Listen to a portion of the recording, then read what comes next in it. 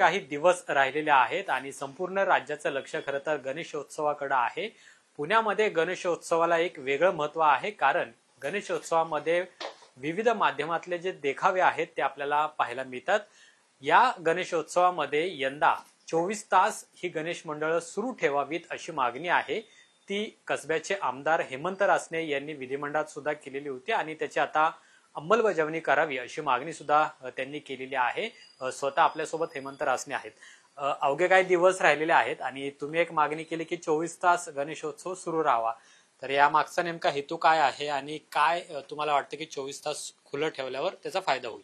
आज आपण बघितलं, हा जो सार्वजनिक गणेशोत्सव आहे तो 1893 साली लोकमान्य टिळकांनी स्वातंत्र्याकरता एक चळवळ उभी राहावी, समाज संघटित व्हावा ह्या करता तो चालू केलेला उत्सव स्वातंत्र्य मिळाल्यानंतर सुद्धा अतिशय जोमाने समाज संघटित होऊन एक विधायक कार्यशक्ती, एक लाखो कार्यकर्त्यांना तयार करणारा एक उत्सव आणि ह्या उत्सवाने अतिशय चांगले विधायक कार्य ह्या समाजात करून दाखवली। काल सुद्धा मी सांगताना सांगितलं की आज श्रीमंत दगडूशेठ हलवाई सार्वजनिक गणपती ट्रस्ट सारखं जे संस्थान आहे, मी त्याचा सरचिटणीस म्हणून काम करत असताना गेली 40 वर्षे काम करत असताना आज या समाजातील देवदासींच्या मुलांना दत्तक घेण्यासारखी संकल्पना दगडूशेठनी राबवली। त्यातनं एक वेगळा संदेश समाजाला दिला गेला। मंडईसारखं मंडळ असेल तिथं झुणका भाकर सारखी व्यवस्था राबवली गेली। आज उदय जगताप सारखा कार्यकर्ता आहे तो नक्षलवाद्यांकरता काम करतो। शिरीष मोहिते सारखा कार्यकर्ता आहे तो अनेक अनाथांचा मामा होऊन ते काम करतो। पियुष सारखा कार्यकर्ता आहे तो अनेक गणेश मंडळांना चांगल्या पद्धतीच्या विधायक मार्गाने काही कार्यक्रम करता येईल ह्या दृष्टिकोनातून सातत्याने समाजातील उपेक्षित लोकांकरता काम करणारं गणेश मंडळ एक मोठं माध्यम आहे आणि हे माध्यम अशा पद्धतीने ह्या उत्सवाच्या माध्यमातून तयार होऊन आज 365 दिवस समाजाला अपेक्षित असणारं कार्य ह्या गणपती मंडळाच्या प्लॅटफॉर्मवरनं होत असतं। हा होत असताना याचा मुख्य गाभा 10 दिवसाचा सार्वजनिक उत्सव आहे। आज जर आपण बघितलं तर लाखो पर्यटक, लाखो भाविक हा पुण्याचा गणेशोत्सव बघायला येत असतात। आज त्याची संख्या मोजली तर काही कोटीमध्ये जाईल आणि अशा उत्सवाला रात्री 10 ते 12ची रिस्ट्रिक्शन काही प्रमाणात या उत्सवात लागली होती, तर ती उत्सवात असणारी निर्बंध हे मुक्त झाले पाहिजे। ते कुठल्या विषयांकरता मुक्त झाले पाहिजेत? काही जिवंत देखावे असतात, त्यातनं काही संदेश देण्याचा प्रयत्न असतो, काही पौराणिक देखावे असतात, काही वैज्ञानिक असतात, त्याच्यातली काही स्क्रिप्ट लिहिलेली असते, त्याच्या माध्यमातून काही शैक्षणिक असतात, काही वैज्ञानिक असतात, काही धर्म संस्कृती परंपरा हे टिकण्याकरता असतात, काय आरोग्याविषयी संदेश देणारे असतात।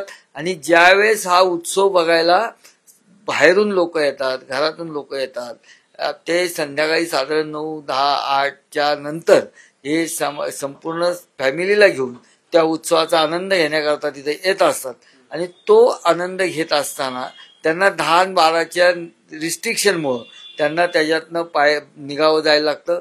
पोलिसांची कुमक जास्त असली पाहिजे, त्या ठिकाणी चुकीच्या पद्धतीने वागणाऱ्यांवर कडक कारवाई झाली पाहिजे। ह्या विघ्नहर्त्याचा उत्सव ज्याच्यात विघ्न आणणारा कोणी असेल त्याचा बंदोबस्त ह्या सेनापतींनी केला पाहिजे। त्याला आमच्यासारख्या कार्यकर्त्यांची पूर्ण क्षमतेने त्यांना सहकार्य असणार आहे।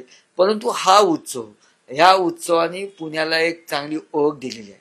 पुण्यात चालू झालेला उत्सव आता आज 175 देशात साजरा होतो आणि देशाविदेशातून या ठिकाणी हा उत्सव बघायला लोक येतात। आपण जर बघितलं तर आज कुंभमेळा आपण बघतो। याच मागच्या वर्षी उत्तर प्रदेशमध्ये आपण झालेला आत्ताचा जो धार्मिक उत्सव होता तो आपण बघितला। येणाऱ्या पंढरीची वारी आपण बघितली। तशीच परंपरा ह्या सार्वजनिक गणेशोत्सवाला आता गेल्या 135 वर्षात लाभलेली आहे। तर तो उत्सव सुद्धा भयमुक्त, निर्बंधमुक्त 24 तास त्या येणाऱ्या सगळ्या पर्यटकांचं, भाविकांचं व्यवस्थित संरक्षित करून तो 24 तास चालू राहिला पाहिजे। त्याच्यातल्या काही चुकीच्या अनिष्ट प्रकार असतील त्याच्यावर निर्बंध नक्की असावे, परंतु हा 24 तास चालू असताना इथले हॉटेल चालू असले पाहिजे। जर रात्रभर जर समाज त्या ठिकाणी फिरणार असेल तर त्याला चहा पिणं, पाणी पिणं, काय भूक लागली तर खाणं, लहान लहान मुलं असतात त्यांच्या व्यवस्था असल्या पाहिजेत, स्वच्छता घरं चांगली असली पाहिजेत, रस्त्यावर खड्डे नसले पाहिजेत, ज्या ठिकाणी अंधार असेल तिथं लाईटची भरपूर व्यवस्था केली पाहिजेत.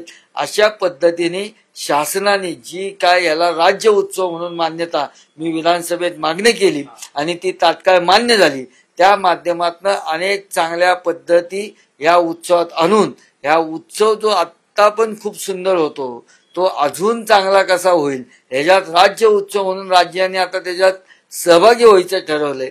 तर त्या ह्याच्यात काही आवश्यक असणाऱ्या गोष्टी गेले 35-40 वर्ष गणेश मंडळाचा कार्यकर्ता म्हणून हे छोट्या छोट्या गोष्टींची माहिती आम्हाला आहे, त्यातल्या त्रुटी आम्हाला माहिती आहेत आणि त्या त्रुटी दूर होऊन हा समाजभिमुख आहेच तो अजून सर्वांचा कसा होईल याकरता आपण प्रयत्न केला पाहिजे.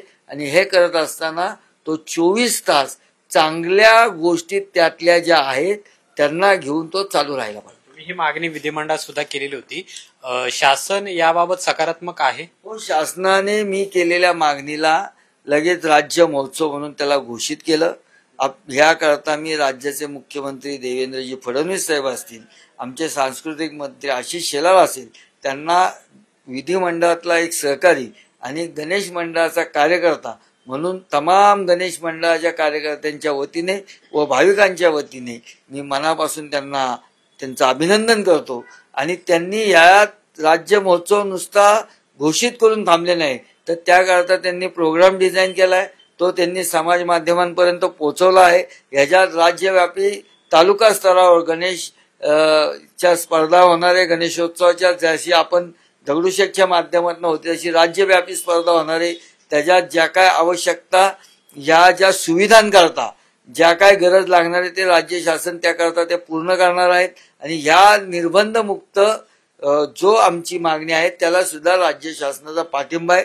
तशा पद्धतीच्या प्रशासनाशी शासनाने बसून त्याच्यातनं जे काही 24 तास आपल्याला उपलब्ध हवा आहे आणि ज्याचा कुठल्याही समाज माध्यमांना बाकीच्या लोकांना त्याचा त्रास होणार नाही परंतु उत्सवातला आनंद द्विगुणित होईल अशा पद्धतीचा 24 तास उत्सव आम्ही नक्की चालू करू.